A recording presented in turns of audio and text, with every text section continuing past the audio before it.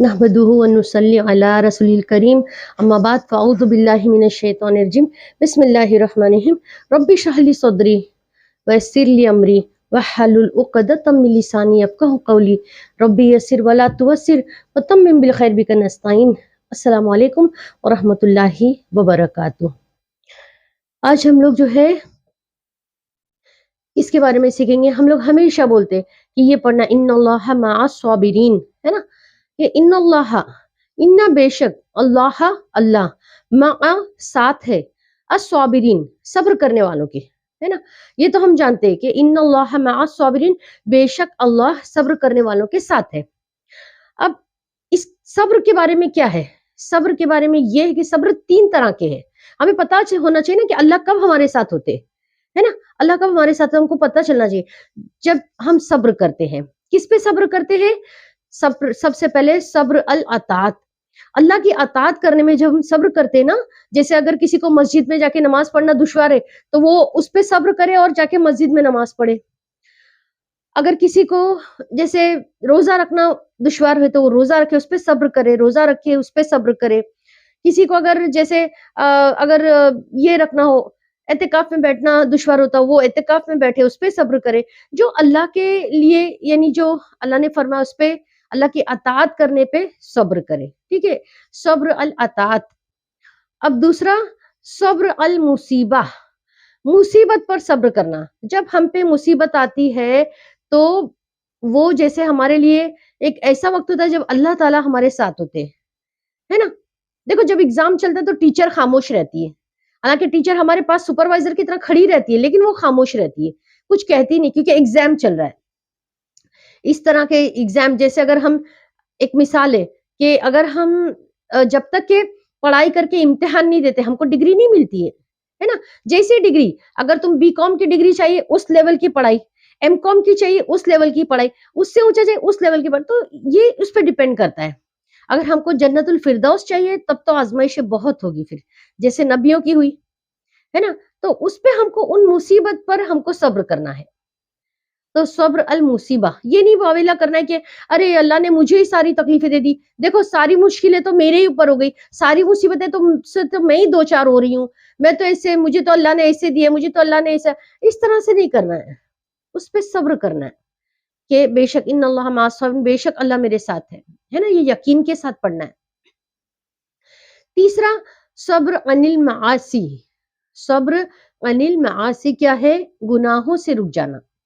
جیسے اگر دل کرا کہ یہود نصارہ فیشن کرتے ویسے ہم بھی کرے، وہ بھی جو ہے میک اپ شیک اپ کرتے اور اس طرح سے رہتے، ہے نا۔ یہود نصارہ کیسے رہتے؟ وہ ہماری طرح کوورڈ نہیں رہتے، ہے نا۔ وہ کیسے کپڑے پہنتے، چھوٹے چھوٹے کپڑے پہنتے، کھلے پہنتے کپڑے، تو ہمارا بھی دل کرتا ہے ہم بھی ویسے فیشن کرنا، ہم بھی ایسے بال کھلے رکھ کے یہود و نصارہ کی طرح نکلنا، ہے نا۔ لیکن نہیں، اس پہ ہم نے صبر کرنا ہے نا۔ ہمارے لیے، مومن کے لیے دنیا قید خانہ ہے، اللہ کے حکم پر چلو، آخرت میں پھر تمہارے لیے یہ ہے جنت ہے۔ مومن کے لیے دنیا قید خانہ ہے، آخرت میں جنت ہے نا۔ ہمارے لیے آخرت میں جنت ہے، ساری خوشیاں کو آخرت میں لینی ہے۔ یہ تو کیسا ہے کہ ایک ٹیمپرری لائف ہے ہماری، ابدی زندگی جو ہے وہ بہت بڑی ہے، کتنی یہ ہے ہم کو نہیں پتا، ہے نا، کہ ابدی زندگی ہماری کتنی لامحدود ہے، لامحدود۔ لیکن اس میں ہم کو جو مومنوں کے لیے اللہ نے رکھ چھوڑا ہے نعمتیں، کوئی آنکھ دیکھ نہیں سکتی، کوئی ذہن سوچ نہیں سکتا، اتنا کچھ ہمارے لیے رکھا ہوا ہے، الحمدللہ۔ لیکن ہم کو اس کے لائق بننا ہے نا۔ روزی کا تو وعدہ ہے میری بہنوں، میری بچیوں، لیکن جنت کا وعدہ نہیں ہے، جنت ہم کو کمانی ہے نا۔ تو اس لیے ہم کو صبر عن المعاصی کرنا ہے کہ گناہوں سے رک جانا ہے۔ جیسے مثال کہ ابھی دیکھو شادی بیاہ ہے، پردہ ہے لوگوں کے لیے، لیکن کچھ جگہ نے ایسا نہیں ہونا چاہیے۔ اے ایمان والوں، اسلام میں پورے داخل ہو جاؤ، ہے نا۔ بتائیں نا، 1000 میں سے ایک جنت میں جائے گا، 999 جہنم میں جائیں گے، اللہ اکبر، 999 جہنم میں جائیں گے، ایک جو ہے نا، جیسے 99 جو ہے وہ، اگر جو ہے 999 جو جہنم میں جائیں گے اور ایک جنت میں جائیں گے 1000 میں سے، تو ہم کو کیا، ہمارے لیے کتنا بڑا چیلنج ہے یہ۔ ہمارے پاس وقت ہی کوئی نہیں، مومن کے پاس تو وقت ہی کوئی نہیں، موت کی گاڑی آئی، سوار ہوا چلا گیا، اس میں کون پھر تمہیں یاد کرے گا؟ تم اور تمہارے اعمال، ہے نا۔ تو اتنی نیکیاں کمائیں کہ اعمال نامہ دائیں ہاتھ میں ملے انشاءاللہ، اس کی پوری فکر کرے، آخرت کی تیاری کرے. ہو از اے وائز پرسن؟ کون ہے جو سمجھدار ہے، جو مرنے سے پہلے مرنے کی تیاری کر لے، ہے نا، اور آخرت بنانے کی کوشش کریں گے تو دنیا خود بخود بن جائے گی انشاءاللہ. لیکن اگر دنیا ہی کے پیچھے دوڑیں گے، جو شخص دنیا ہی کے پیچھے دوڑتا ہے اور اللہ کے دین سے یہ ہو جاتا ہے، غفلت کرتا ہے، تو اس کے اوپر اللہ ایک شیطان ایسا مسلط کر دیتے جو اس کے ساتھ رہتا ہے، اس کے کام بگاڑتا رہتا ہے. اللہ اکبر. ہم کو آخرت کی تیاری کرنی ہے، اور اس لیے آج کا یہ سبق سمجھ آیا. آج کا سبق ہے ان اللہ مع الصابرین، بے شک اللہ صبر کرنے والوں کے ساتھ ہے. صبر تین طرح کے ہیں: صبر الاطاعت، اللہ کی اطاعت کرنے پہ صبر، صبر المصیبہ، پھر صبر عن المعاصی، گناہوں سے رک جانا.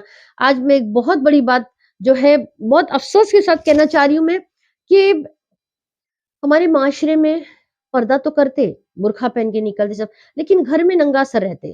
غلط، غلط. جس گھر میں عورت ننگا سر رہتی ادھر فرشتے نہیں آتے، فرشتے جھیپتے. ٹھیک ہے، پھر کون رہے گا؟ اگر فرشتے نہیں رہ گئے تو کون رہے گا؟ شیطان رہے گا نا ہمارے پاس. سنتوں پر پابندی سے عمل کرو. گھر میں جتنا سنت طریقے رہیں گے نا، اتنا ہی سکینہ نازل ہوگی، اتنا ہی سکون میں رہو گے انشاءاللہ، ہے نا. ہماری جو ہے، ہم نمازی پڑھیں گے تو نمازی کہلائیں گے، ہے نا. یہ روزہ رکھیں گے تو روزے دار، حج کریں گے تو حاجی، ہے نا، اور یہ کریں گے تو غنی. اگر ہم صدقہ خیرات کریں گے تو یہ تو بہت غنی ہے نا، عثمان غنی کا خزانہ ہے، اس طرح سے ہم کہیں گے. لیکن نیک وہ ہے میری بہنوں، میری بچیوں، جس کی صبح سے شام رات تک کی زندگی نبی کریم صلی اللہ علیہ وسلم کے طریقے پر ہو، سنت طریقے پر ہو. ورنہ اس کے برعکس طریقہ اللہ کے نزدیک قبول نہیں، اور گناہ لکھا جائے گا. اور جو ہے انل معاصی میں یہ بھی آتا ہے کہ جب ہم شادی بیاہ میں جائے، یہ نہیں کہتے کہ تم یہ نہیں کرو، لیکن اتنا سرخ لال ایسی یہ لگا دینا کہ لوگوں کی نظر تم پہ جائے، اور جو ہے کھلے بال رکھنا، ایک دم سے کھلے بال اور تنگ کپڑے پہننا، اس طرح سے نہیں کرنا ہے. شادی بیاہ میں بھی حساب سے پردے کے اہتمام سے رہو، ہے نا، کہ اور بال تو بالکل کھلے نہیں رکھنا ہے. دیکھو آخرت میں جو قبر میں جو ہے نا، فرشتے اس طرح سے بال کھینچیں گے، جو ایسے ننگا سر نکلتے ہیں نا، ان کے بال اس طرح سے کھینچیں گے کہ ساتھ میں کھال بھی نکل جائے گی. اللہ اکبر. بال کھینچیں گے نا فرشتے جب قبر میں، تو بال کے ساتھ کھال بھی نکل جائے گی. کیا ہوگا اس وقت؟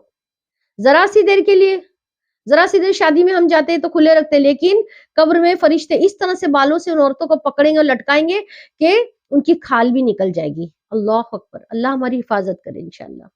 اس پہ صبر کرنا ہے.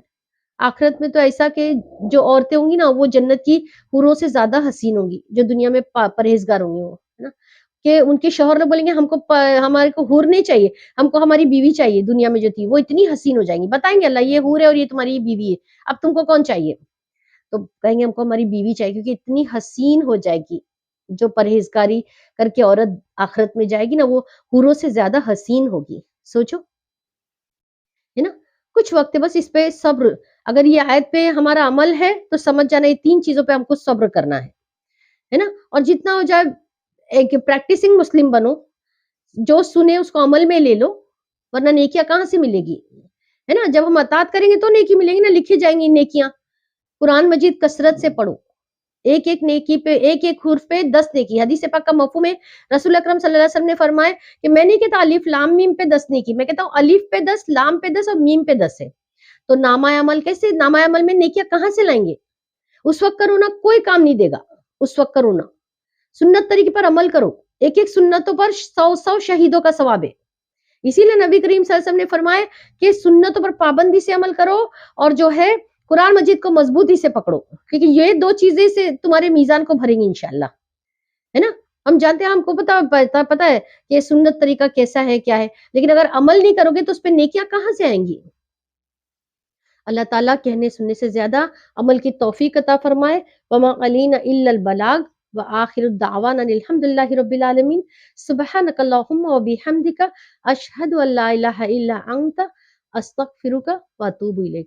السلام علیکم ورحمۃ اللہ وبرکاتہ.